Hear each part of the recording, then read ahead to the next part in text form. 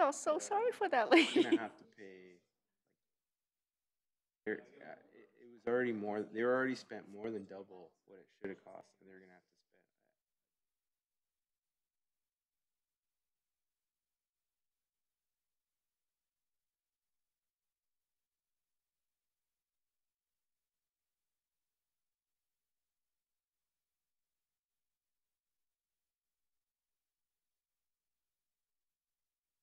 Yeah. The one who didn't, right? Right.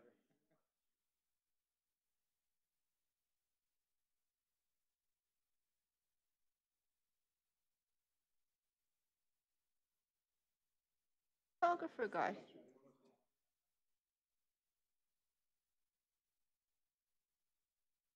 Wasn't habitable. Well, it didn't have.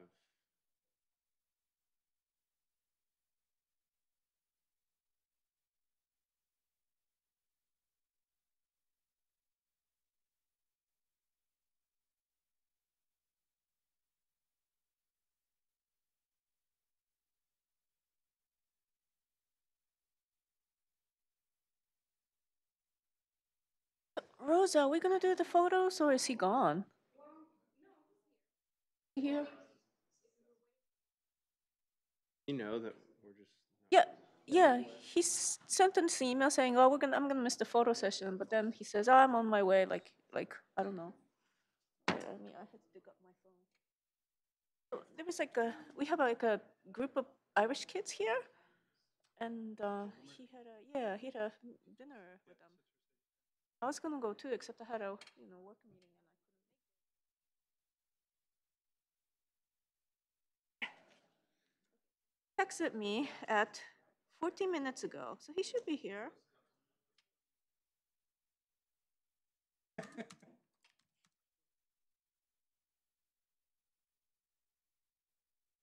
Yeah, I know. I comb my hair.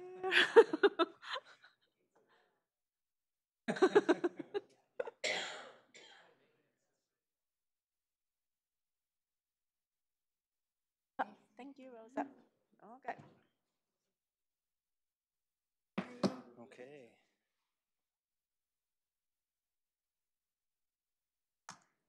Point 4? Yeah.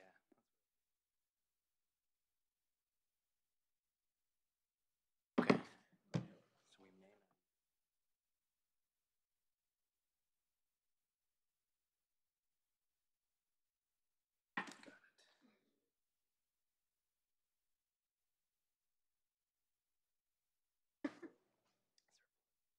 Raj is here. Hi, Raj.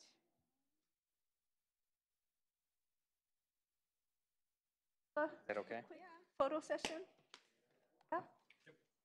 Okay. Should we do it in front of the Santa Clara sign? Okay.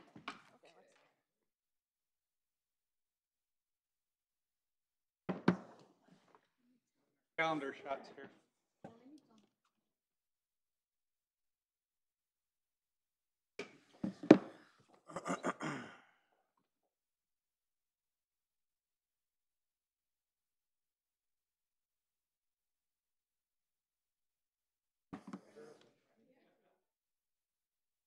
Hey, how are you?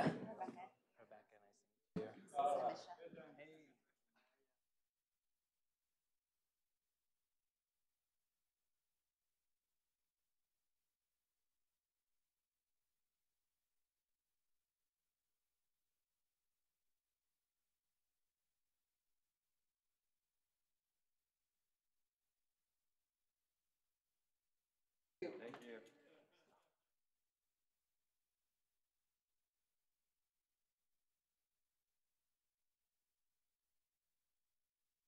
Yeah. Okay. All right. All rise.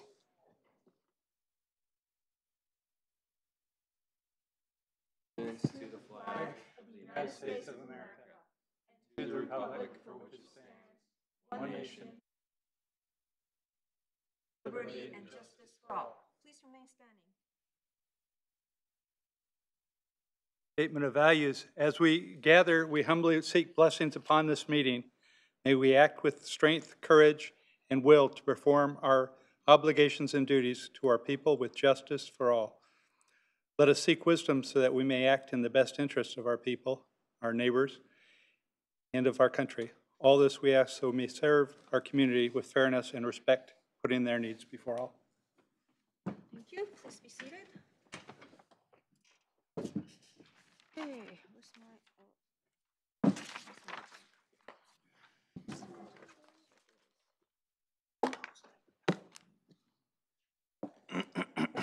okay, roll call, please. Roll call. Commissioner Wang is now gone. Yep. Commissioner Suds is excused. He's Jane. excused. Commissioner Shahal. Here. Chairperson. Casey. Casey. Here. Committee member Reinhardt. Here. Halloran. Here. So we have a quorum. Motion to excuse Commissioner Jane and Kelly. All in favor? Aye. Aye. Okay, all right, declaration. Okay, hearing procedures. Public hearings are conducted by the chair in accordance with the following procedures. The chair of the commission directs all activity during the hearings. All comments shall be addressed to the commission. Any item on this agenda may be continued to a subsequent hearing. Applicants will be allotted up to 10 minutes to present and justify proposals, following staff presentation of the item. Other speakers will be given up to 4 minutes. The applicant is allotted up to 5 minutes for rebuttal of comments. No additional comments will be accepted upon the close of the public hearing, although the commission reserves the right to direct questions to any speaker on any matter. Special proceedings and time limits may be applied to any items as prescribed by the chair. Appeal of commission actions must be filed in writing within 7 calendar days. Okay, today we have 4 out of 7 commissioners here. So in all items, in order for the commission to approve any of the proposed items, we have to have a unanimous decision. With that in mind, would any applicant like to continue any of the items until the next meeting when we may have, well, we'll likely have more commissioners present? If you would like to continue an item, please speak up now. Okay, all right, none? Okay, so we will proceed. Okay, consent calendar, please. Our consent calendar, we have 2 items. One is the Planning Commission minutes of October 11th, our last meeting, and the other is a proposal that was approved Augustine Drive in Santa Clara Square. It's a use permit to allow on-sale consumption of beer and wine at Okay, does anyone like to pull any of the items? Okay, any Chair motion? Kezi, just need to correct something on the consent calendar. Oh. The name of the cafe has been changed. Just Okay. wanted to reflect on the record that the name of West Commons Cafe has been changed to Kitchen at the Commons. Okay, please. We'll make sure So that. noted, Yeah, so yeah, noted, it'll okay. be. Thank you. Any motions? With that change, motion to approve the consent calendar. Okay, any discussions? All in favor? Aye. Okay, all right, let's move on to the next item. 6A. Item 6A is at 1800 De La Cruz Boulevard. It's a third of an acre parcel, and it's located 360 feet south of Reed Street, and it's for a use permit to allow tenant improvements, including an animal boarding facility, Sweet Doggies. Okay, would the staff like to present?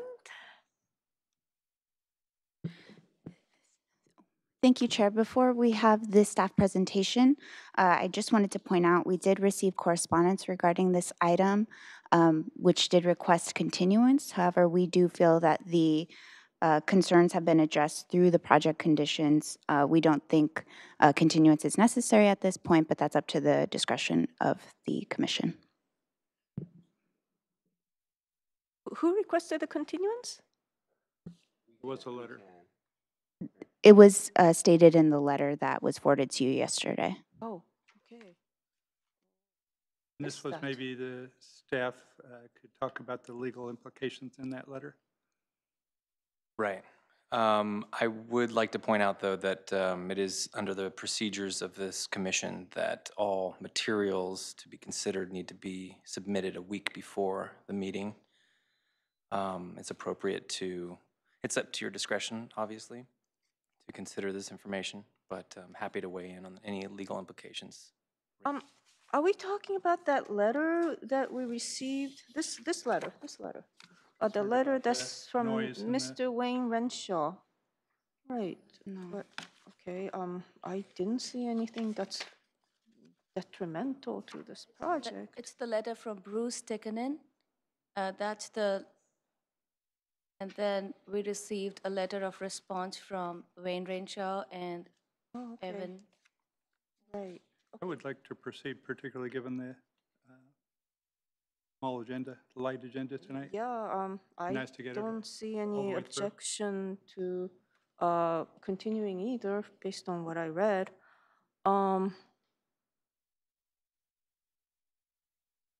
the applicant has not requested for continuance. So, okay, let's proceed with the hearing then on this item. But it was the person who was objecting that asked us to continue, right? Yes, that's correct.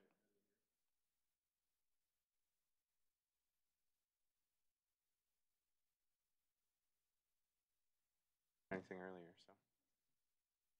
Okay, thank you. All right, so would the staff like to present?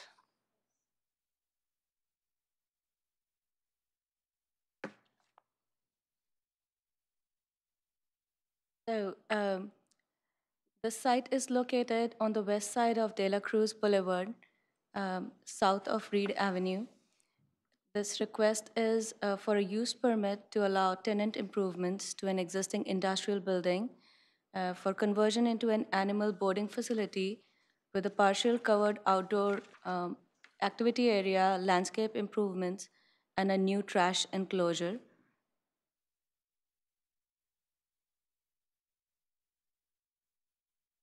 The general plan designation is heavy industrial, and the zoning is also heavy industrial. Kennels are a conditionally permitted use in heavy industrial zone, subject to an approval of a use permit. This is the street view of the site, showing the existing building and the landscaping. This slide shows the site plan and the floor plan for the proposed use. It proposes the applicant proposes to partially proposes to a canopy to the west, to the south side of the building, and proposes to enclose fence area on the south side of the building to create a dog run area, outdoor recreational area for the dogs. And there is a new trash enclosure to the south side of the building, like as it is pointed. There is also a small dog exercise area to the front of the building, to the east side of the building.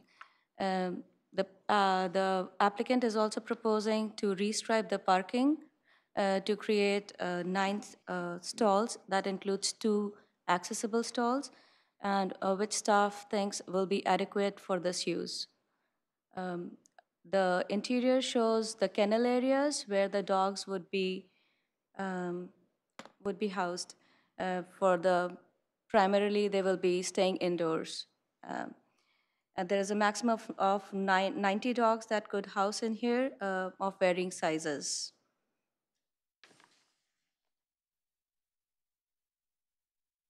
This is a detail of the fence that would go around the outdoor recreational area. It's a solid vinyl fence, 6-foot high solid vinyl fence. These are the elevations of the building, and as you can see in the first picture, that's where the canopy goes, and that's where the area will be enclosed for the outdoor recreational activity. We did receive a letter yesterday from Bruce Tickenen on behalf of Extra Space Storage Facility at 1700 De La Cruz, which is the facility next to our subject site. and they raised some concerns about the noise impacts to the residential unit, which is located on 1700 De La Cruz. The 1700 De La Cruz basically houses storage units, but there is also a residential unit located. It's more like a caretaker unit that is located on that property. As there's also concern that we have not addressed that in the staff report. However, we think that the staff report adequately addresses the noise concerns through the conditions of approval. We are aware of this residential unit present at that site. However, it is a legal non-conforming use that was built in 1978 in conjunction with the storage units. A use permit was not obtained for it.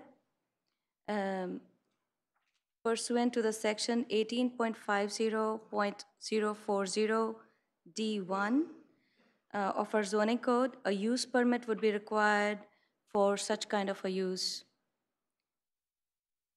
Also, the section 18.50.040 states that a conditional use can be denied, shall not be granted if the proposed user structure would be objectionable or detrimental to adjacent properties or the industrial area in general by reason of traffic, parking noise, inappropriate design, or signs. So those are the only 4 criteria for not approving a use permit, which is not the case here. So I'm gonna go and address the letter, the concerns in the letter one by one. The first point that the letter raised was about the categorical exemption, CEQA exemption used, 15303C. I'll let the attorney address that at a later time. The second point that they raised was that unless the noise impact is mitigated, the use permit will violate the noise requirements of the general plan. As I mentioned earlier, the conditions of approval in the staff report required that the dogs would stay, the overnight boarding of the dogs would be within the enclosed building. It would not be outside. And also, an employee will be present on site at all times to address any kind of noise that happens. Also, pursuant to section 9.10.040, noise or sound regulation, our city ordinance, basically noise ordinance, applies only to the fixed sources and it does not apply to animals. The last point that was raised in the letter was that noise by dog barking has been mitigated to a level of insignificance, and we think that by providing a condition in the staff report that the dogs have to stay within the enclosed building overnight, and also by providing a solid fence enclosure around the activity area, the noise would be mitigated to a significant level, which would be acceptable. And as I pointed out earlier, that our city's noise ordinance only applies to fixed sources and it would not apply to animals. We could further clarify one of the conditions of approval in the staff report, number 3, to include the hours when the dogs will be indoors. We just say that the overnight boarding should be within the enclosed building. We could just further clarify by saying between 9 p.m. to 6 a.m. the dogs would be staying indoors. Thank you. And so the staff recommends that the use permit be approved, but subject to conditions of approval. Thank you. Any questions? When you say, I'm sorry. Commissioner Chaha. I have a question regarding the 1700, which is a residential unit over there. Is that a legal non-conforming? Do we consider it as a legal residence right now? Well, there is a building permit obtained in 1978 for it, so it is legal. However, per our zoning code, it would be non-conforming. It is a non-conforming use because a use permit for it has not been obtained. Okay, so will the city do anything to make sure there's not a residence going forward? So since we've identified the residential unit as legal nonconforming, it can continue in perpetuity. It couldn't be expanded or cease operation and then start operating again. But for now, as it is, it's legal nonconforming, so it can remain. And my second question is, I know you mentioned that noise only through the fixed sources Yes. covers under our noise ordinance. So how do we take care of like even in residential area, like if there's a dog barking, continuous dog barking, I'm not talking about this particular thing right now. So what remedy does a neighbor has if that happens? So at that point, for a private issue like that, it is a police issue. Our zoning code doesn't speak to those type of noise sources. Oh, so does police has a remedy for that? I'm not certain if police will. Well, I would point out that it's a little different under, in a residential zone. This zone is zoned for heavy industrial use, and so it's a little different as far as our ordinances. They don't speak to, resident complaints Okay. about dog barking. Okay, thank you. Commissioner O'Halloran. Yes, I just have a question about, I would imagine you did look at it in terms of the drop-offs. I guess if it's overnight, it's not quite as much of an issue. I'm normally concerned about a traffic issue, people coming around and dropping off. Has that been addressed, or is that satisfactory? Yes, that has been addressed. So we asked the applicant to conduct a survey, and they conducted a survey to see what's their parking demand is and what's the traffic demand is. And we see that they say that all their paperwork is done online, only ahead of time. So when they come, when a person comes to drop off the dogs, it's a very quick process. Also, the survey that we conducted said that in a 15-minute time frame, a maximum of 4 people come, and for them, the parking has been provided. So there is no, as such, an issue for traffic. Were there 4 stalls? Or They have 9 parking stalls. They have 9 parking they'll come stalls. in, park? Yes, and So- then This property owner has an existing facility in Sunnyvale, so they, understand their operations and their needs for this property. Are there any other neighbors that came forward on? no. Okay, thank you. So that legal non-conforming, so, this place was built in 1978. So they just moved in and started to live there without, No, they have been living there the entire time. That's what we think. Yeah, it's basically a caretaker unit, so for the storage facility. So, yeah. And Yeah. I would just like to point out that since this item is not on the agenda, we don't want to run afoul of the Brown Act. If we want to discuss more about this non-conforming unit, this might be better for another meeting, but I just want to throw that out there. It is connected, obviously, to this particular issue, but if we're going to start discussing that, I think we got to be careful. okay. I just want to explain a little bit more about what legal nonconforming means. So basically, it means that the unit was constructed legally at the time, but our codes have since changed, and we now require a use permit for a caretaker's unit. So at the time in 1978, they did get a building permit. They went through the correct process to have the living unit on the site, but codes have changed, and at this point in time, we would require a use permit. So therefore, it's legal, but it's not conforming to our code.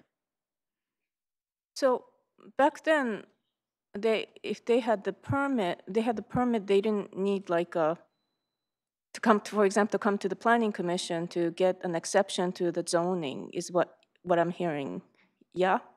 Okay. And then since it's grandfathered now. Okay. So would that be considered like a would that be treated as a residence? So that's a point of clarification we've kind of been working through as far as which noise standards would apply, whether it be residential or industrial. And I think we came to the conclusion this is a heavy industrial zone. The unit, the residential unit in this case, is the unique circumstance. It's kind of independent and it's unusual for the area. So we feel the heavy industrial would apply in this case. So we're not applying the standards for the residential area, we're applying the standards for the industrial area when we review this item. I just want to confirm with the attorney, but that is my That is understanding. correct. Okay, I just, Yeah, just having a residence in a heavy industrial zone does not change the zone into a residential area. even though they're grandfathered. Okay, now I understand the issue. Thank you. Anybody else has a question? All right, would the applicant like to? I do. Oh, I'm sorry. Commissioner Reinhardt.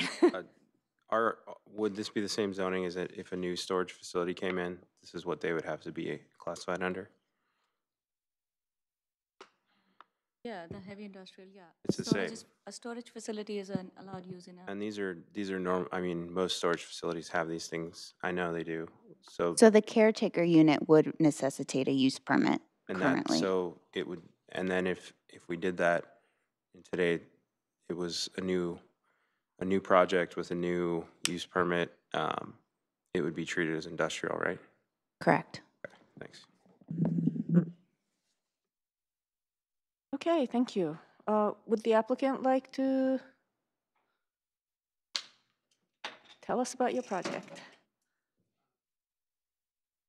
Good evening. My name is Wayne Renshaw. I am the architect for Sweet Doggies, and I am the applicant for this project. Just wanted to say a little bit about this particular facilities. Sweet Doggies is a boarding and daycare facility for dogs. They are exclusive to dogs. They don't do cats. They don't do other animals. It's strictly for dogs. They are currently operating another facility in Sunnyvale. They have been very successful with the facility in Sunnyvale, and in fact, they have a significant waiting list of people who want to get into to have their dogs taken care of at the Sunnyvale facility. And so this represents an expansion of their business. They want to bring it to this area. Sweet Doggies operates what they call a no-cage facility. So you bring your dog here. Your dog is not stored in a kennel or a cage. They're allowed to kind of roam free within the area of the building designated for that size of dog. Now, obviously, you can't just put a whole bunch of dogs in a room. You have to have dogs that are, you have to train the dogs, and they have a staff that does that trains the dogs for both temperament and to eliminate nuisance behavior, such as barking, such as growling. They work very closely with their dogs, and that's part of their marketing in order to bring clients in. Their clients are very happy. They have very positive reviews on Yelp and some of the other rating services, and that's why their waiting list is as long as it is. Staff stays with the animals 24 hours a day, 7 days a week. It's not a caretaker unit. It is staff who is working and supervising the animals at all times. So late at night, you don't have two staff people on duty sleeping in the back room. No, they're supervising the animals at all times. When animals are outdoors, supervised. They take animals out in small groups and then run them around for a little bit and then bring them back in. Their customers are very happy that some of the nuisance behaviors that a dog might have get brought out and taken care of when they bring their dogs to this facility. The new facility is a fairly large facility. It's much larger than their existing one. Most of the time, the dogs will be kept indoors. They pride themselves on an extremely clean environment. That's a marketing thing for them. Nobody wants to take their dog to a smelly, loud, rowdy place. They take their dogs to a place where they're going to be trained and supervised. In terms of the noise, I think a lot of discussion has already been said, but again, the dogs are being trained for nuisance behaviors to eliminate nuisance behaviors, among them just incessant barking. And if the dogs are outside and they start barking, the staff knows how to deal with that to calm the animal down and or bring the animal in away from things. Animals are not kept outside late at night, in the evening, and in the early morning hours. This facility is located appropriately in a heavy industrial district. One would assume that heavy industrial districts are ones where noises are to be expected. We have factories. This particular area, we have noise from the train station and the train line, both of which are very close by. We have heavy traffic going along De La Cruz, Coleman Avenue, and El Camino Real. The off-ramp to get from De La Cruz to El Camino Real starts at our property and then moves up and goes around. Of course, there's also the San Jose Airport with jet planes coming and going, so that's a large amount of noise. So the ambient noise is easily going to drown out the occasional dog bark. And Sweet Doggies does a lot to eliminate that nuisance behavior. As I mentioned before, they have very positive reviews, both on Yelp and other things, and their long waiting list of clients trying to get their dogs in really attests to that. It'll be a very welcome addition to the city of Santa Clara, a wonderful business. Thank you. Okay, Commissioner. Commissioner O'Halloran. I just wondered, the staff spoke about a condition of 0900, or 9 a.m. to 6 p.m. Is that, I mean, 6 to 9, right? It's 9 p.m. to 6 a.m. That's Okay. overnight. Oh, okay, overnight. And is that satisfactory? Yeah, the operations are 24/7. So there's always somebody there with the dogs, 365 days a year. That is the standard open hours. If somebody comes in and says, my flight is landing at San Jose International Airport at 10 p.m. and I want to pick up my dog, then they can make a specific appointment to do so. But that would be after regular business hours, and they would need to make special arrangements to do that. I think we had that included as a condition. Okay, actually, my understanding was just that the dogs can't be outside Yes. from 9 Yeah, p.m. and to that- 6 a.m. Okay. I think you were talking, just like,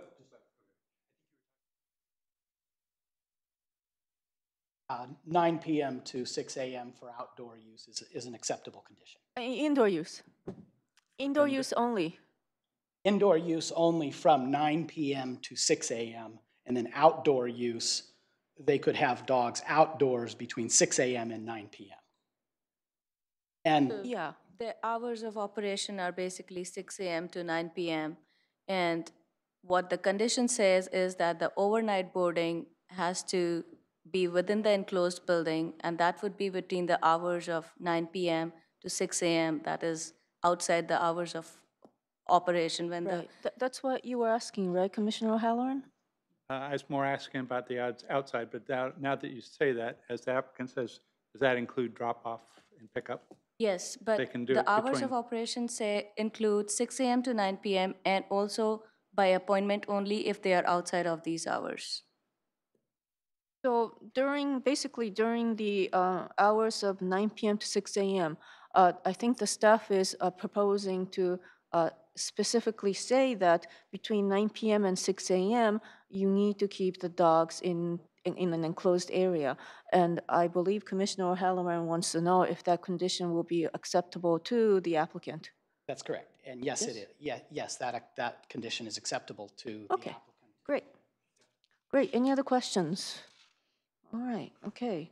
I have a couple of other questions. So, if somebody wants to complain about the barking, if somebody bothers barking, is there going to be a contact number available where somebody can be reached, so that you will? Absolutely. The Sweet Doggies wants to be a good neighbor. They will provide phone numbers to the neighbors, especially the residential neighbor next door. If they're having an issue, of course, Sweet Doggies wants to be alerted first. I mean, they don't they don't want their business, they don't want somebody calling the police to say the dogs are barking incessantly. But as we mentioned, their marketing is to try to eliminate nuisance behavior such as this.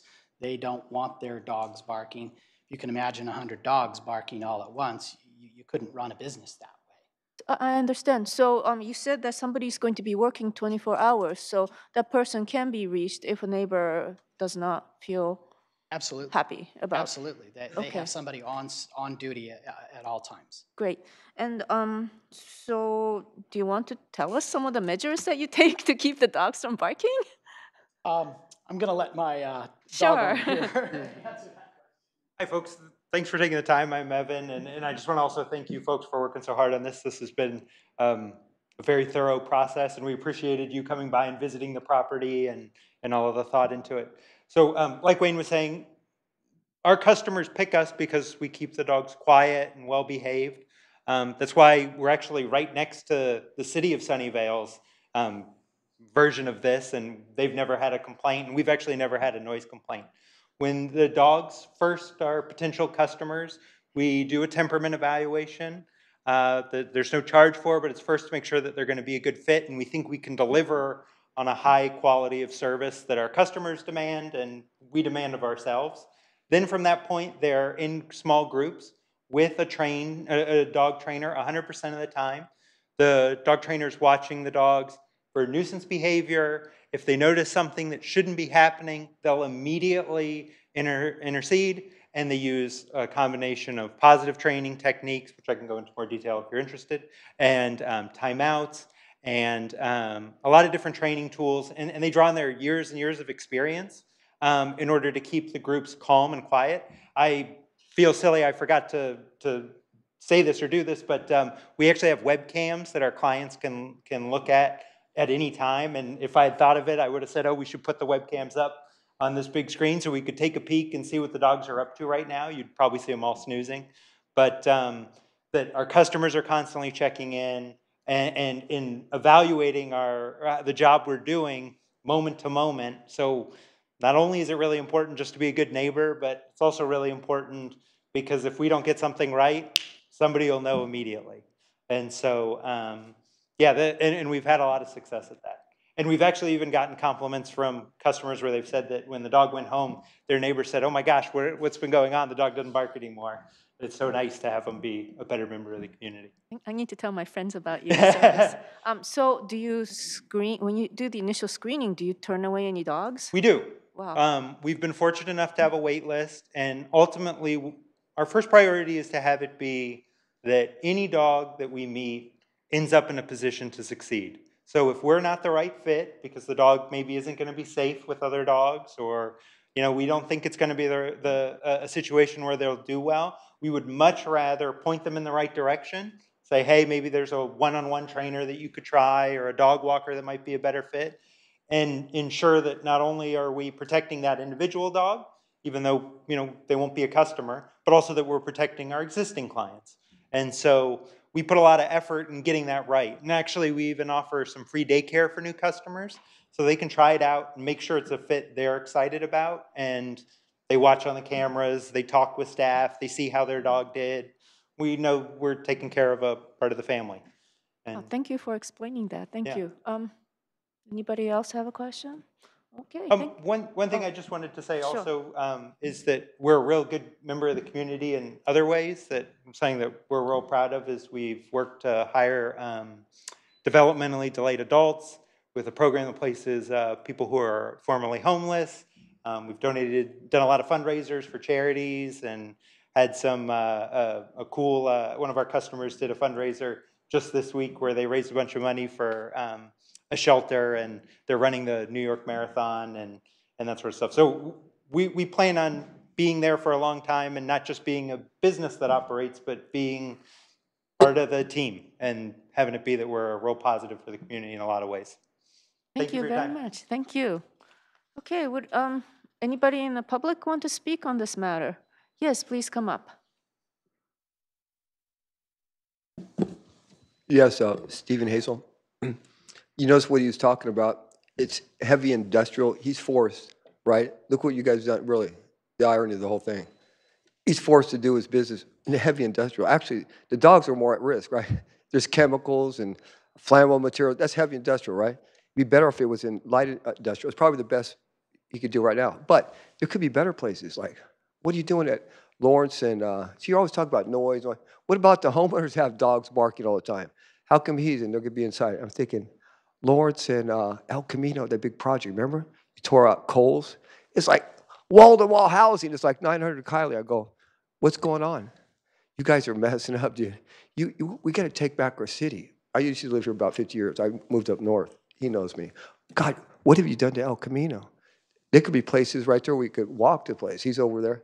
It's crazy. They're changing all commercial and retail to PD. Oh, watch out when they do that. Whoa. It's just the longtime landowners are going, cashing out, hitting the lottery. That's all it is. Don't let them do it. On El Camino, you talk about what? They fit in with all those 20, not even enough spaces for the units. I mean, and this guy, oh, great. We should be, how about cats? They don't hear from cats. You should be making room for these dog and cat rescue places, that stuff that we really need. We don't need housing. And see, that's the biggest lie ever. You know why? Most Santa Clara were unique. All the elderly, they own homes. Yeah. And what they do is they don't go into rent $2,000 a month. You know what they do? They die, and then the family gets their house. Yeah, I said research. There was no list. There was no list for senior housing. No, all Santa Clara is unique. Any other city, yeah, San Jose is different. This is crazy. You guys are Summerhill, they're all lying. They give the same speech to every city. I hear it all the time. You guys got to preserve. Look, they took all that light industrial out at Rivermark. Okay, that was supposed to be the end of it, but no. Look what they did since then. Oh.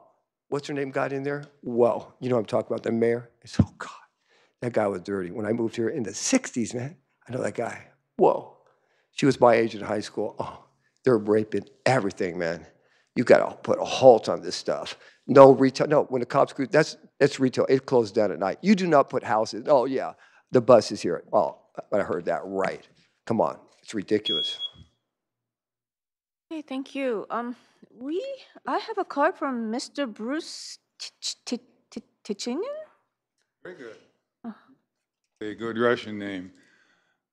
Madam Chair, members of the Commission, good evening. My name is Bruce Tichinen, and I represent the next door Extra Space Storage, which is owned by SC Storage Associates, a California partnership. To keep within my I hope I have 4 minutes. It says I have 1 minute and 38 seconds, if I'm reading that correctly. Pardon me for reading this. I'm raising a completely new issue tonight. My client dislikes opening with a position of opposition, but the applicant's claim that, quote, being a good neighbor is vitally important to us does ring somewhat hollow when neither Mr. Renshaw nor Mr. Walsh nor any representative of Sweet Doggies made the effort to simply walk next door and inform the facilities manager of Extra Space Storage of their kennel plans. The first notice we received was the notice from the city of this hearing. My client requests that the commission require all kennel operations to take place within the building. No showing has been made that this cannot be done. Cage-free need not mean outside. Exercise areas can exist inside a building. It's not unusual for kennel operations to be housed entirely inside. There are 3 such kennels in Carmel, for example. The zoning district in which the proposed use and my client's facility are both located, heavy industrial MH, literally calls for this proposed conditional use to be confined within the existing building. Section 18.50.040 of your code states in relevant part that use permits in the zone, quote, shall not be granted if the proposed use would be objectionable or detrimental to the adjacent properties. Can I continue? Yes, 1 more minute. Okay. Or to the industrial area in general by reason of inappropriate design. And it also states, quote, conditional uses shall be encouraged to be conducted within industrial buildings in order to maintain the industrial character of the zoning district, close quote. There's nothing in the record to show that any city representatives involved in the application to date are even aware of this requirement, let alone have encouraged compliance with it. My client hopes and requests that this planning commission change that tonight by imposing the simple condition of requiring all the applicant's operations to occur within its building, just like all the other businesses in the area, including my clients. And I respectfully believe that to approve the application without evidence in the record that this provision in your zoning ordinance has been complied with would be an abuse of discretion. And if you're not prepared to impose that condition tonight, which we request, please continue it until it's been addressed to have a defensible record. Thank you. Thank you very much. Okay, anybody else in the public like to speak? All right, would the applicant like to rebut on the issues raised by the public?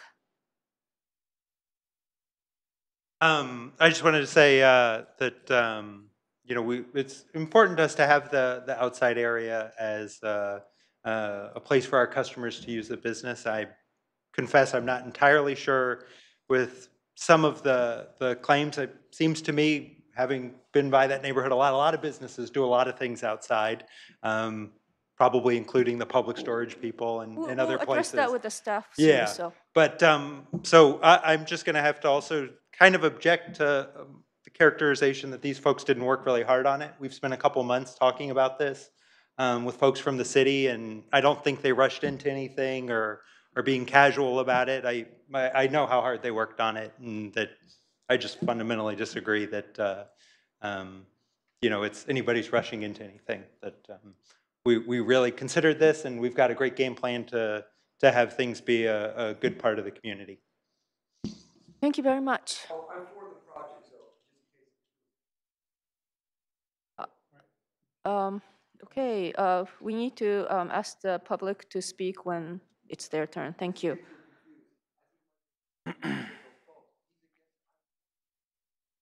I understand what you're saying, but I need people to stick to their turns. Thank you. Thank you. Thank you. Okay, so motion to close the public hearing? So moved. Okay, all in favor? Aye. Okay. Questions? Commissioner Reinhardt. Isn't there a huge rental car facility right next door? Okay. And don't they have to go outside to pick up cars? From my understanding, that is how that facility functions. So wouldn't that be like the total opposite of what we just heard? I think we would consider that an outdoor use because it is outdoor storage in which people are picking up their cars, etc. All day. Okay, thanks. Hey, Commissioner O'Halloran.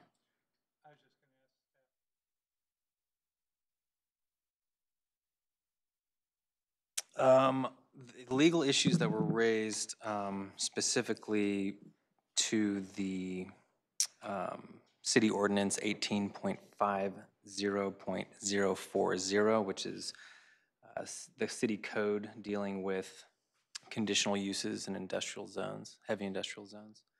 The gentleman cited the ordinance correctly. It was use permits shall not be granted if proposed use or structure would be objectionable or detrimental to adjacent properties or to the industrial area in general by reason of traffic, parking noise, inappropriate design, or signs. So none of that, I think he was highlighting inappropriate design by mentioning that there would be an enclosed area where dogs would be available to go outside. But as far as noise is concerned, the only consideration here under the city code for heavy industrial use is from parking noise. So from the reading of our ordinance, I can't say that, you know, I think it would be up to the city planning department to talk about inappropriate design, and you can all discuss inappropriate design. But as far as the noise complaint issue and mitigation of noise, it's not contemplated in heavy industrial zones. So one of the issues that Mr. Chichinin raised was that the ordinance does not, well, what he claims that the ordinance does not allow outdoor use in the heavy industrial zone. Is that It the says case? conditional uses shall be encouraged to be conducted within industrial and office buildings in order to maintain the industrial character of the zoning district. But I would not read that to contemplate that all activity has to be within four walls in that area. And I think if you looked at a map as to where this area is, you would notice that there are lots of industrial uses in that area that conduct business outside. You know, I mean, if it's a industrial warehouse where they're making tools, they might have a, you know, a door open where you can hear industrial noise. I guess I would just like to point out if heavy industrial zones, if kennels can't exist in heavy industrial zones, from my reading of the ordinance, I'm not sure where in the city they would be allowed to be. Thank you very much. Commissioner O'Halloran. I just wondered if the enclosed fence would count as fenced in. Right, I think that it does in the city ordinance that says conducted within the industrial use, it would basically mean a fence, in my opinion. Okay, let's see now. Mr. Hazel raised, why are you putting dogs in an area where there could be chemicals and fumes? But I understand the fire department. Please, it's not your turn to speak. Okay, no, you cannot. Okay, so I am not speaking to what any of the member of the public has said, but this is the industrial area. Would the dog be exposed to chemicals and fumes from other facilities? So kennels are a conditionally permitted use in heavy industrial district, and this facility previously had a lighting fixture store, supply store.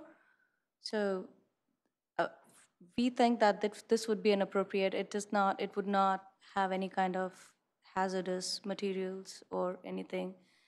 Well, my understanding of other proposals in this, in the industrial area is that the fire department monitors and has a set of rules to regulate hazardous materials and other, I guess, hazardous chemicals or. So those regulations are applicable when the hazardous materials are stored on the property. So in Okay. this case, we're not going to have hazardous materials on the property. Not on the kennel site, but if there are hazardous materials stored in the surrounding area in other properties in this industrial zone, they would presumably be regulated by the fire department so that the any person or any animal on other properties, such as this kennel, proposed kennel, would not be exposed to chemicals. That is my expectation and assumption, but would that be correct? That is correct. So our fire department has a hazardous management team that monitors hazardous materials on all of our industrial sites. Okay, thank you. And since this was the legal non-conforming, was the resident at the storage unit received notice like a neighbor would? Yes, so an on-site notice was posted ahead of time, and then also a notice was sent out for 300 square feet radius of the property. So Okay. they would have received the notice. Okay, and how about to this person's address? I mean, does this person have an address? This. I'd assume it's the main address for the facility. Oh, okay, understand. Thank you. So I feel that my interpretation of the questions raised by the public have been addressed. Does anyone else have any questions? Madam Chair, I just want to correct a typo in the agenda for this item, Yes. just so that the record reflects that the categorical exemption, the CEQA exemption, is Yep. per section 15303 subsection C. Oh, instead of one. Exactly. Okay. Thank you very much for pointing that out. So let's that be noted. Let's have that noted. All right, anyone else have questions? Do we have a motion? I'd like to make a motion that we approve staff recommendation and subject to the conditions that were agreed upon. Okay, any seconds? Second? Okay, any discussions? All right, all in favor? Aye. Okay, motion carries. Thank you very much. Good luck with your business. Item 6B is at 1725 De La Cruz Boulevard, and it is asking, I'm not sure if this would be called a use permit, but asking to build a taproom restaurant within that building, within the 31,000 square foot building, including indoor seating and outdoor seating. Okay, thank you. Would the staff like to present?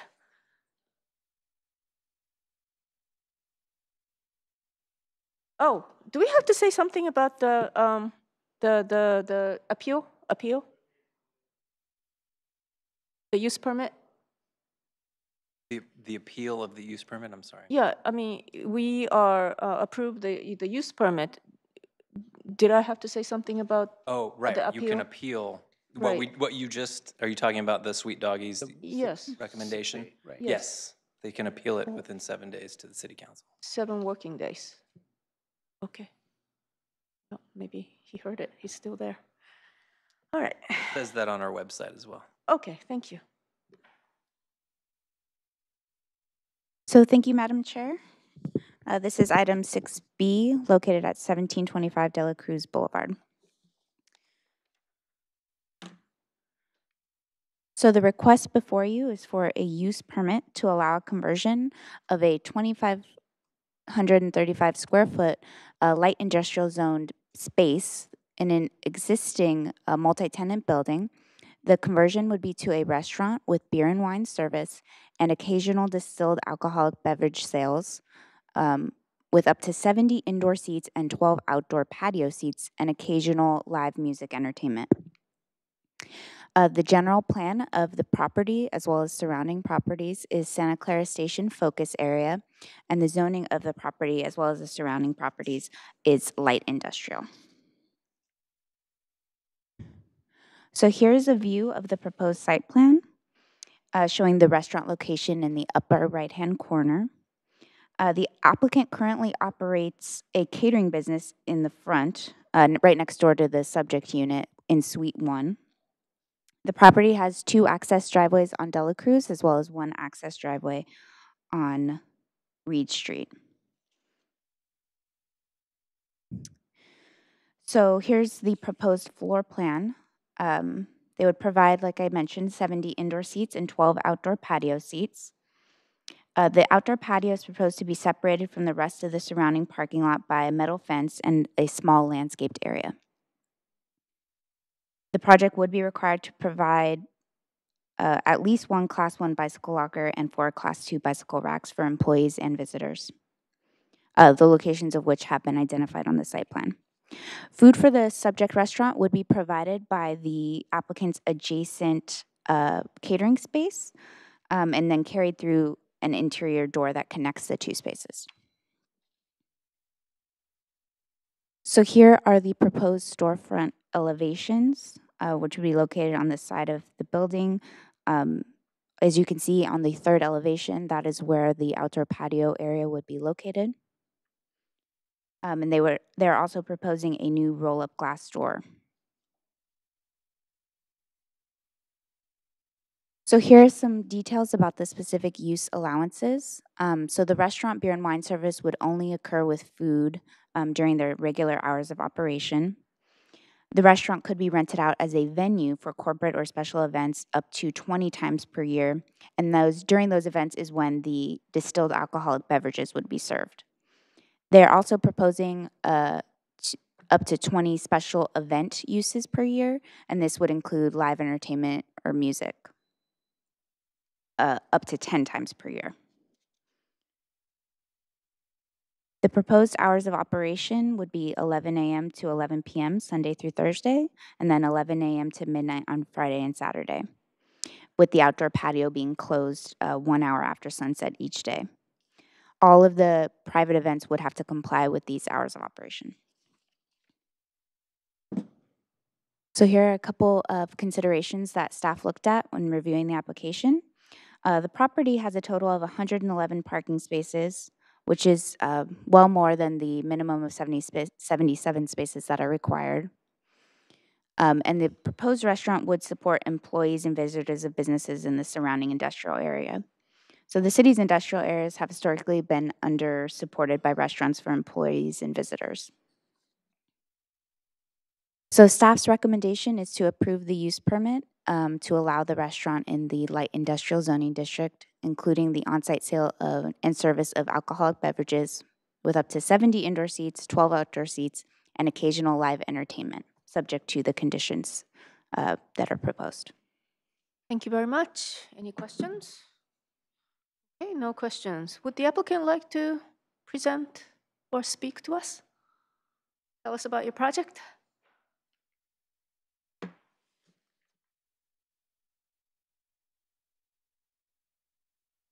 Yeah, good evening. My name is Marco Feng, and I'm the architect of the project.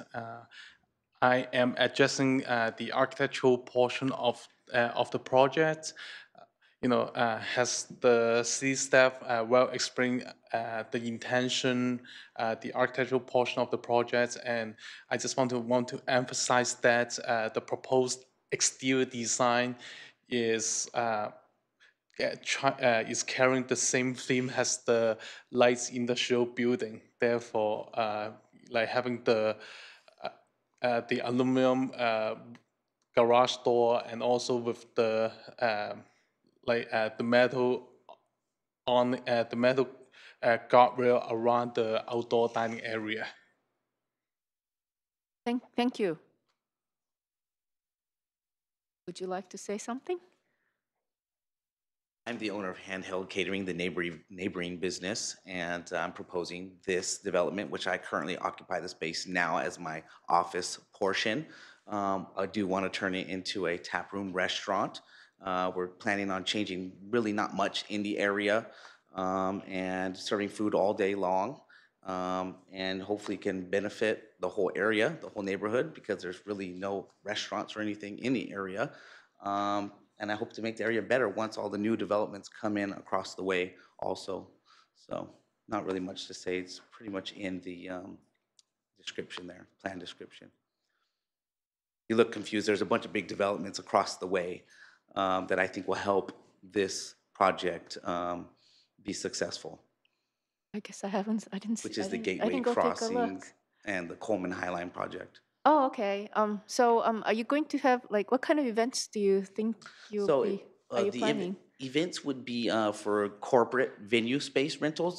The city is lacking venue spaces for corporate meetings and special events. I've been in the catering industry for quite some time now, and that's one thing that everybody's looking for is a venue to do events. And with all those new buildings, corporate space going in across the street pretty much, the demand's going to be even higher. So we will have that for rental, and it's just for special private events, whatever they want it for, really. And really pretty basic. I don't know if you've ever been to the Halford, which would be a competitor of mine. Yeah. Like that, but maybe, no offense, a little nicer, a little better. The menu would be a little better, you know what I mean? Oh, okay. Thank you.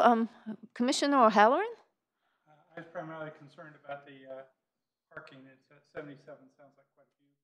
So I'm not sure what percentage of the industrial that is. The And whether 111 you spaces. actually have control over the 77 parking units. Not all. There's 111 parking spaces there. Right. For the 70 that we speak to. Yeah, I have 2 suites now, the whole end of the building. So we have, and I'm looking at getting the third one, another one, which is even bigger than both of those combined. So yeah, we would have that whole in part of the building section, lots of parking, lots of parking. Anyone else? Okay. Thank you very much. Would anyone from the public like to speak? Okay. I guess we don't need to have a rebuttal either. So any motion to close the public hearing? Motion to close public hearing? Second. You all in favor? Aye. Okay, discussions? Yes, Commissioner Chahal. I have a question regarding indoor live entertainment. So do we have a noise level set on that? If they are holding that indoor event, live entertainment event, so we do have a like defined noise level so that others are not disturbed outside, right? So like we discussed on the previous item, the zoning ordinance only speaks to fixed noise sources. Our general plan, however, does speak to overall noise in industrial zoning districts. I believe the allowance is up to 75 decibels. And given that this is in an enclosed building and the patio area isn't allowed to be used after dark, we don't think this will be an issue, particularly because all of the surrounding neighborhoods are industrial. This is actually very close to Sweet Doggies. Thank you. Commissioner O'Halloran. Asked a question about that. I'm just wondering, with, again, the 70 parking spots out of the 111, has there been any discussion from neighbors about that use? We didn't receive any comments from neighbors, and we did base the analysis off of the other tenants that are currently occupying the building. So based on that, we found that there was sufficient parking. Okay, seeing that no more questions, does anyone have a motion? I would like to make a motion that we approve staff's recommendation subject to the conditions that have been discussed. Okay, any seconds? Second. Okay, any discussions? All in favor? Aye. Aye. Okay, motion carries. Thank you very much. Good luck. Yep.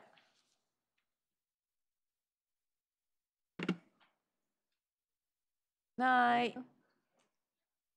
All right, next item, please.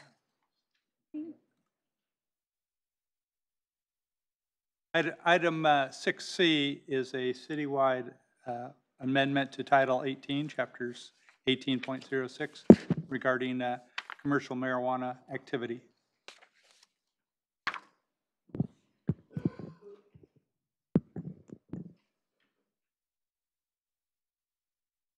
Thank you, Madam Chair. So as was stated, this is a citywide cannabis temporary ban that we have before you.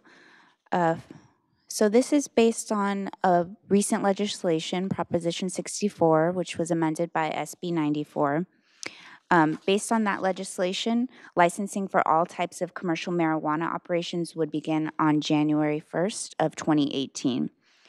Commercial marijuana operations include cultivation, manufacturing, testing, distribution, retailers, and microbusinesses. So if on that date, January 1st, 2018, the city doesn't have regulations in place addressing all of those classes of licensing, then all of the unaddressed types of commercial marijuana activity would be permitted in accordance with that state legislation. So the purpose of the temporary ban that is before you would allow the city additional time to analyze potential ways the city could deal with cannabis. So we are proposing to hire a consultant to assist with the development of a future ordinance for commercial marijuana activity that would analyze appropriate fees, locational requirements, usage restrictions, and things like that. So the temporary ban as proposed is through December 31st of next year. So the draft ordinance accomplishes three main things. We would ban all commercial marijuana activity through December 31st, 2018. We would impose reasonable restrictions on marijuana growth for personal use. And then we would continue, as we have, to prohibit medical marijuana dispensaries.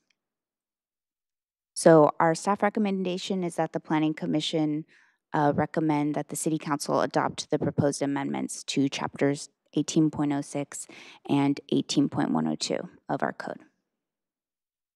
Thank you. Questions? Okay, Commissioner O'Halloran. Since there was a all the talk about the medical marijuana, was there any analysis done while that was processed? So we do have additional representation from our attorney's office. So she's available to answer these type of questions. Thank you.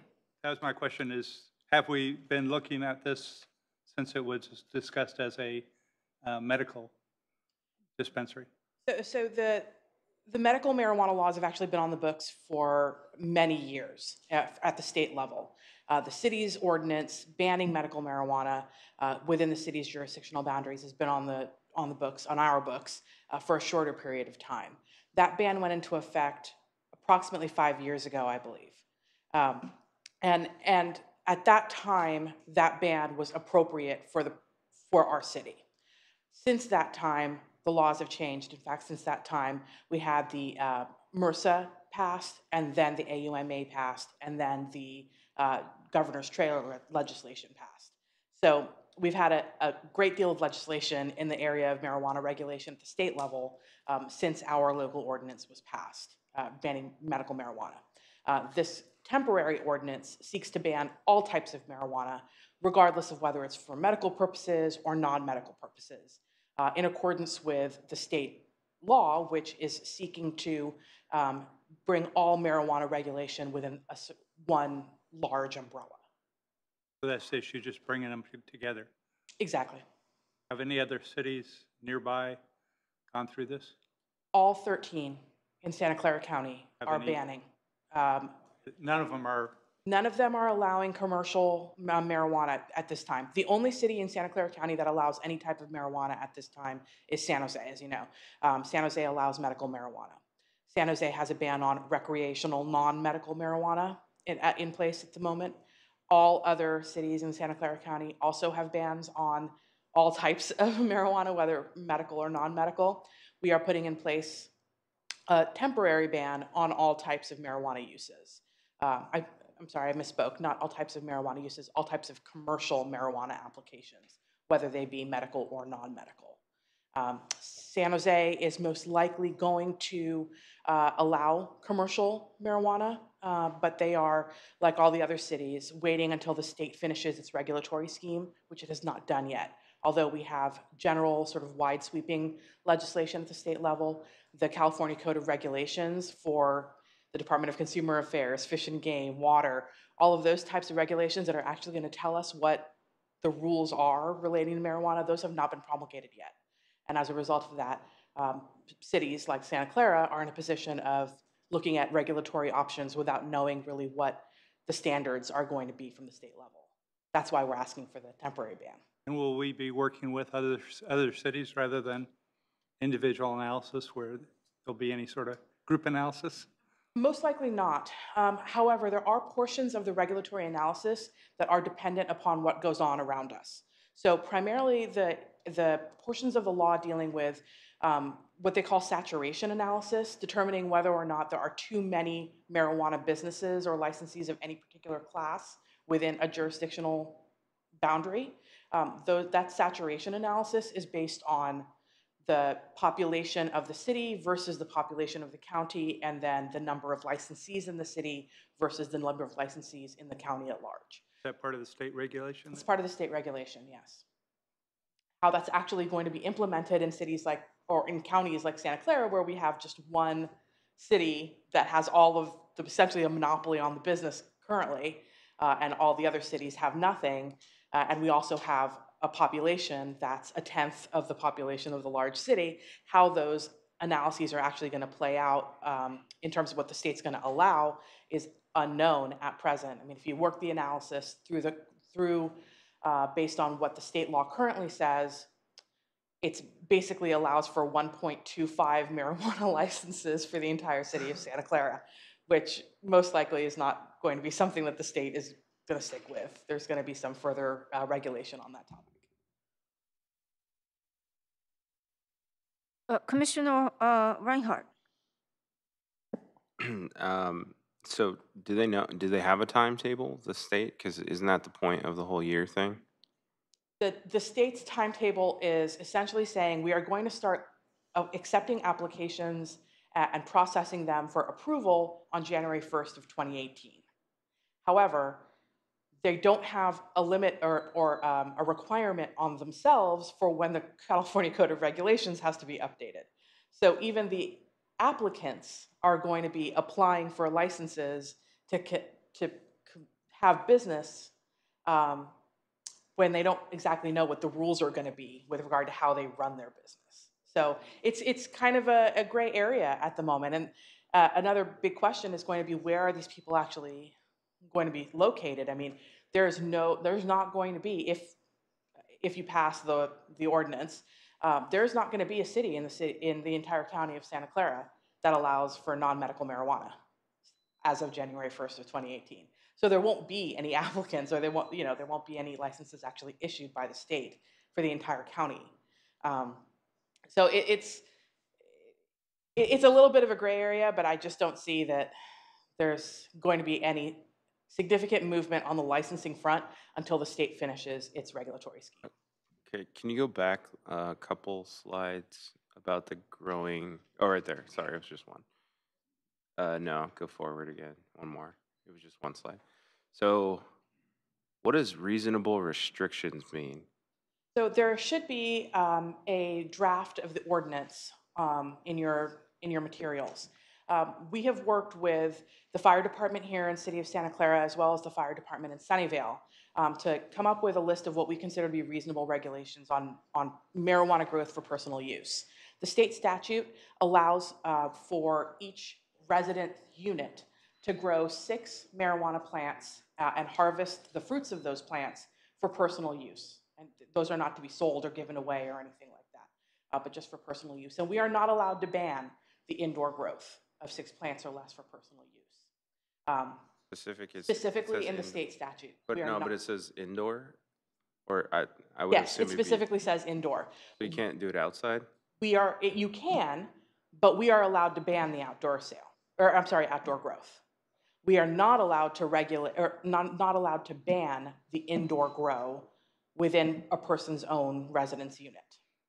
But we are allowed to place reasonable restrictions on that grow. And there are certain health and safety restrictions that we believe are reasonable. Things like regulating the type of lighting that is used to grow the plants so that it reduces the fire risk, requiring that the plants stay a minimum of 12 inches away from the light or heat source, again, on fire risk perspective, requiring that the area in which the plants are grown have mold-resistant drywall, requiring that the areas in which the plants are grown do not have ventilation that attaches to next-door units, because the odors from the plants can travel through the ventilation to the next units if it's in a multifamily unit setting. Things of that nature. Those would be the restrictions? Yes. Okay. Why? I'm just curious. Like, to me, it seemed like it would probably be backwards. Like, why would they want people to do it inside? Because it seems more dangerous. Well, outdoor grow actually can lead to greater public safety issues. You see situations where people are hopping fences to steal plants from other people, things of that nature. So in our proposed ordinance, I believe what we allow for outdoor grow, but it has to be in a contained and locked area, like a shed or a greenhouse or something like that. Okay, thanks. Commissioner Chahal. So my first question regarding the indoor use or growing indoor. So how does the city regulate it? Because it's a privacy right, right? You cannot go anybody's house. So how you control that somebody's growing 6 or 20 or 15 plants? So some of it is on a criminal, from a criminal perspective. So there are certain uses, like the indoor grow of 6 plants or less, that have been decriminalized. However, growth above and beyond that 6 plant minimum has not been decriminalized. It still remains a crime under the Health and Safety Code.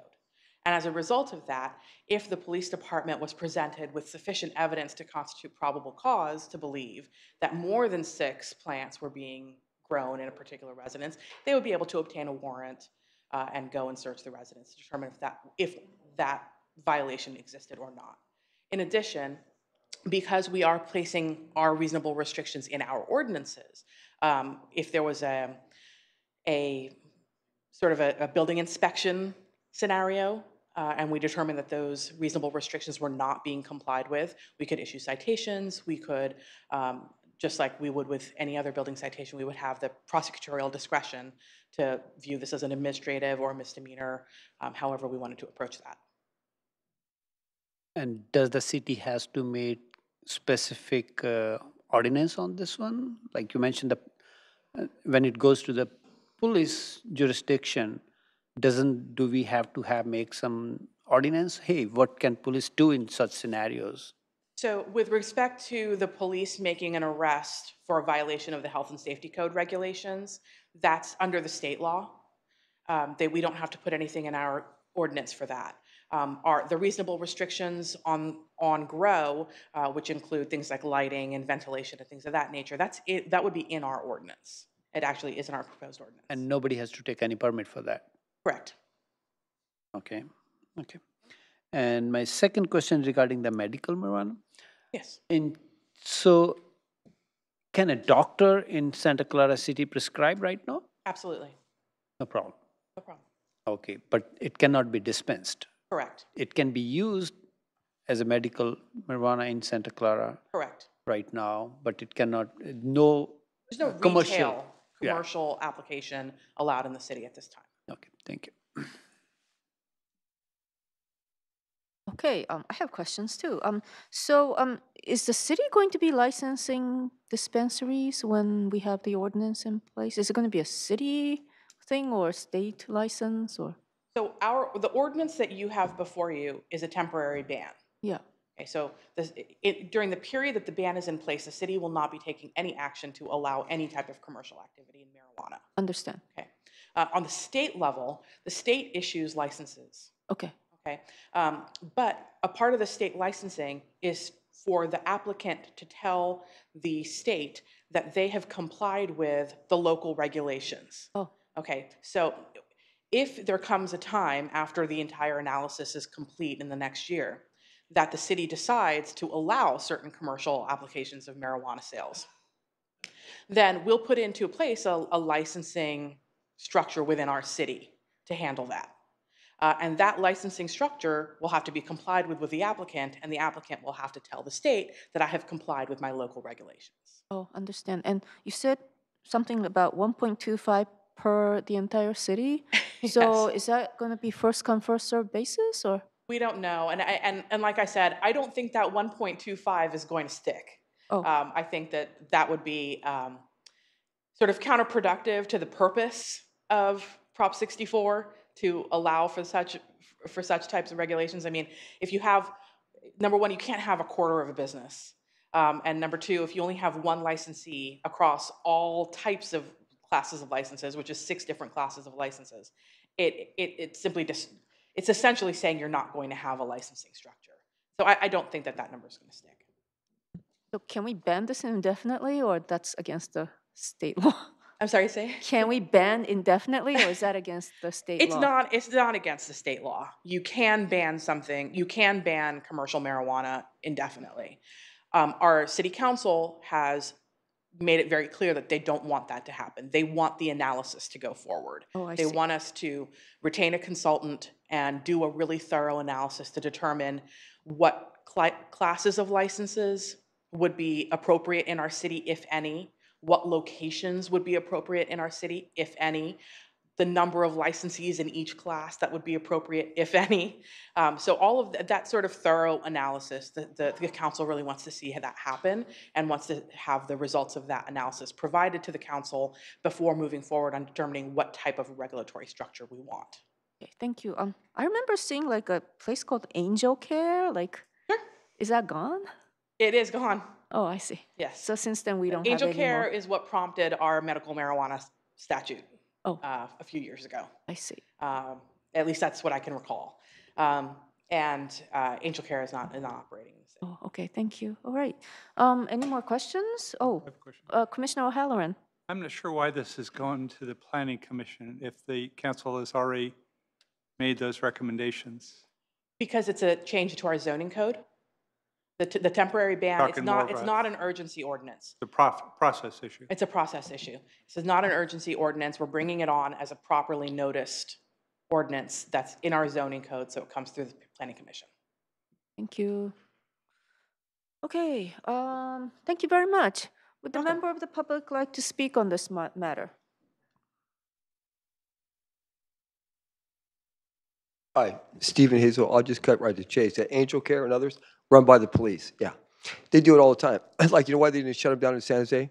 Because a lot of them are run by the police, and people going to sell, they locate where the, the quantities are, where the grow it. That's what they do. Remember all the reports, house caught on fire? They get people to go in there when they move, start a fire, they go in there. It's criminal, really. I didn't like the approach how they did that. Now, medical marijuana is organic. Look, I smoke cigarettes. I look pretty straight, right? I don't even drink. I went to that, when the earthquake hit, I was in Los Gatos Lodge, and I go, buy a Coke for $2, give them a tip for, give me a Heineken. So, oh, here's some marijuana right here. This stuff is good. It's a lot better than cigarettes. And this is the way out. This gets people off meth and everything else. Totally organic, totally better. There's nothing wrong with it. In fact, you guys are sitting on a gold mine. I'm Steve of Silicon Valley. It's unbelievable. The opportunity you have. Don't stick your head in the sand. I mean, it's legal. And you're saying ban it? Of course, you do just the opposite. I live up north. Here's the thing. You can have like 30. Here's the overall. I know what the state is. It's a scam. Even I voted for it. They want to control it. But it's legal, okay? So don't fight it. Watch this. You have like 30 farms. I could bring $1 million per farm.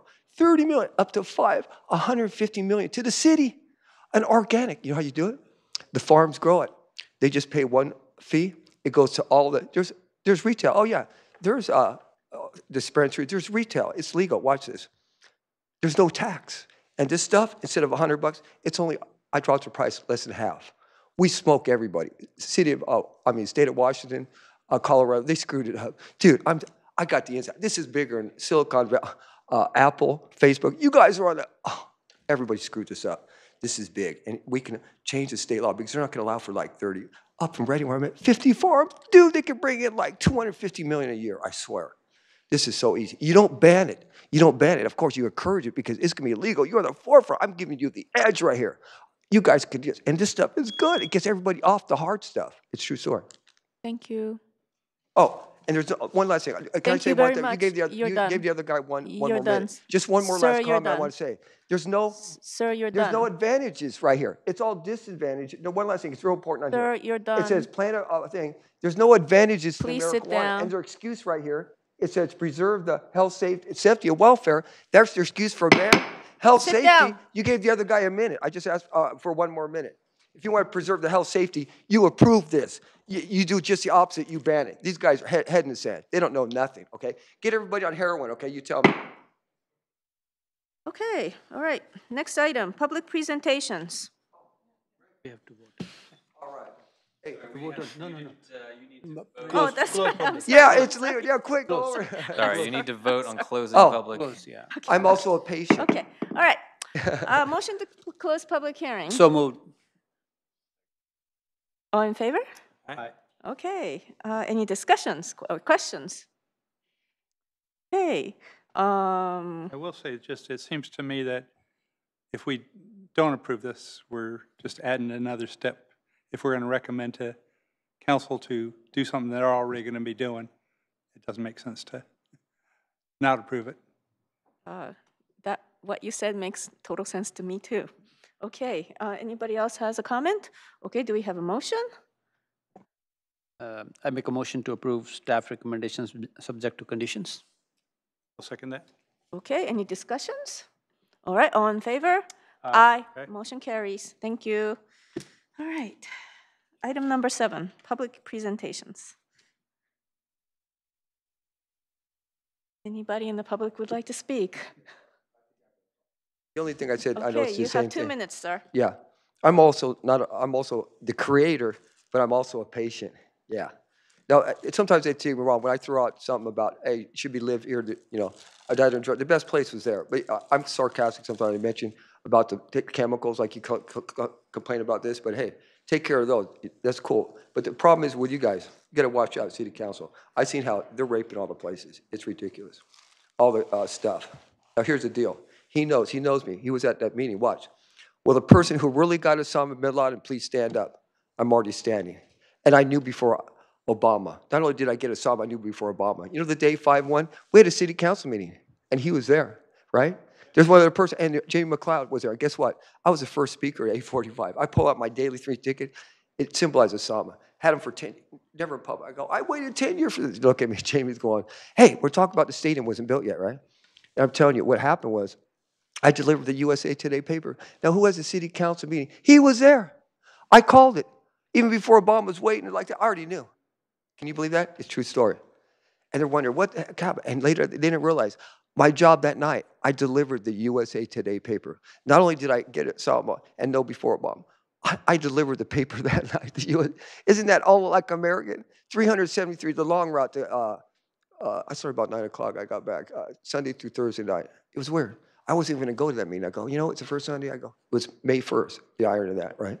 Now remember, the 3/11 earthquake before that in Japan is 51 days to 5/1. Yeah, I'm born at 11:09 at night on December 6th. That's 51 minutes before midnight. Yeah, pretty good now.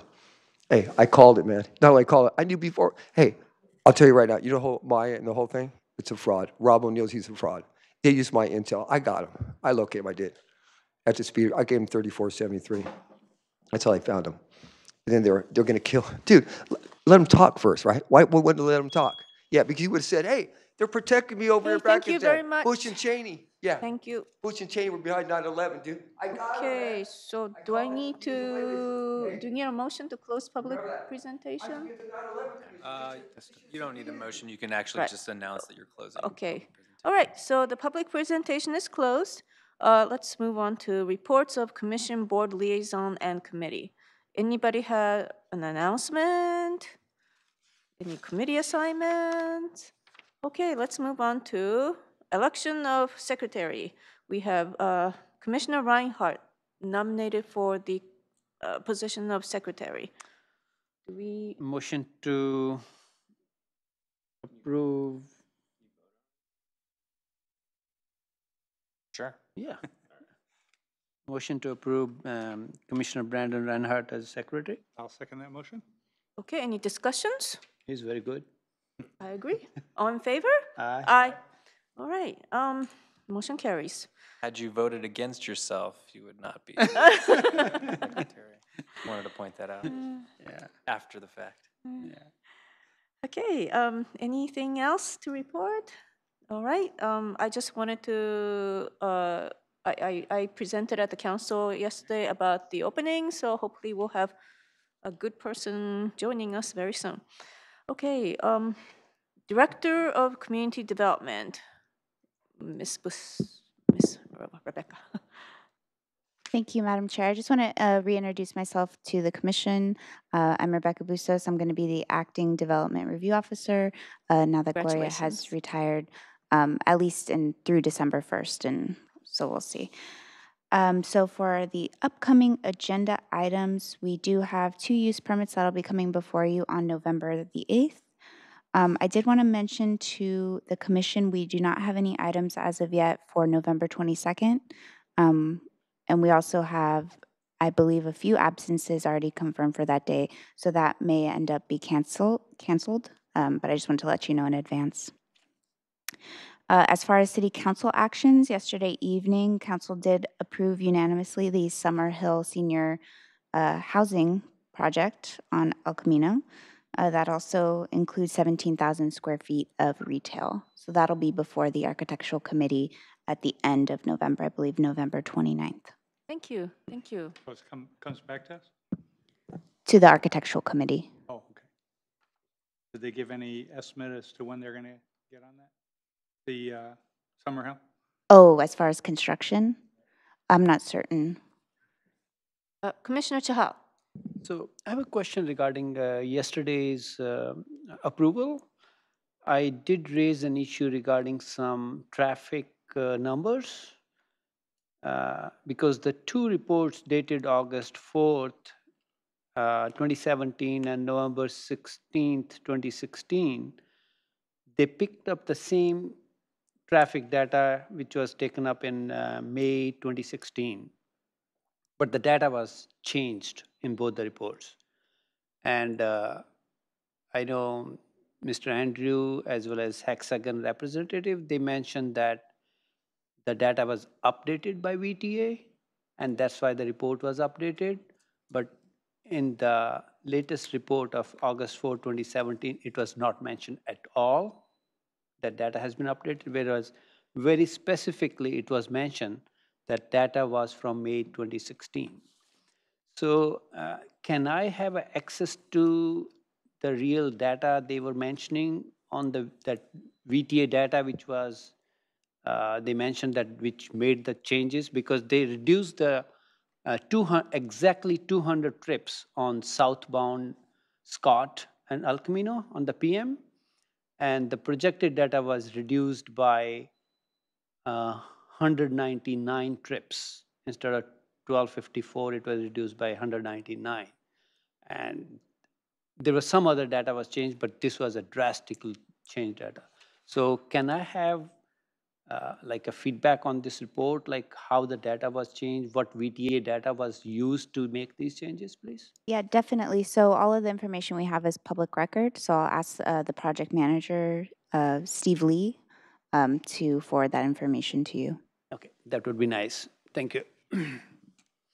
Thank you. Any other, Commissioner O'Halloran?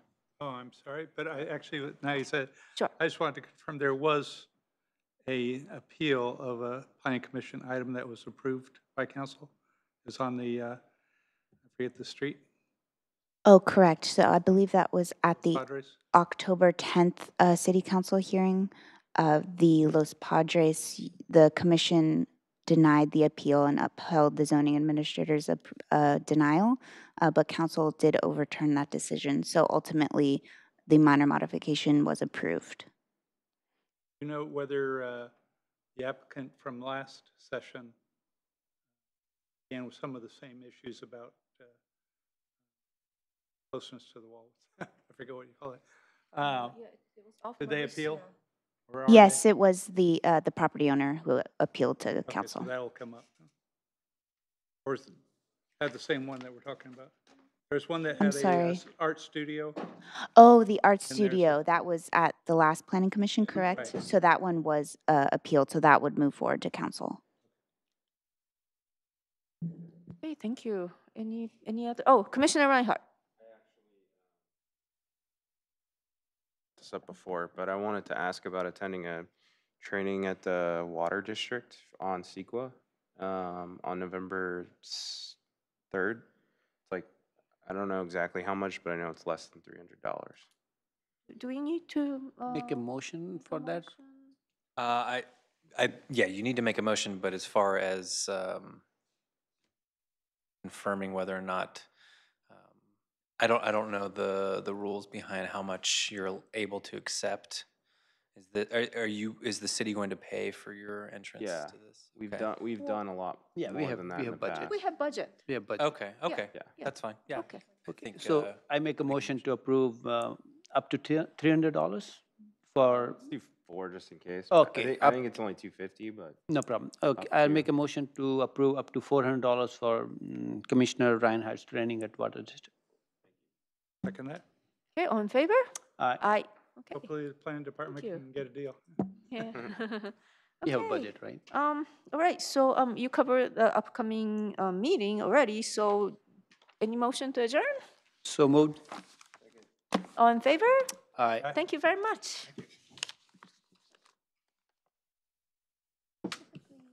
Yay. I told my wife it would be probably about 8:30 tonight. Right on time.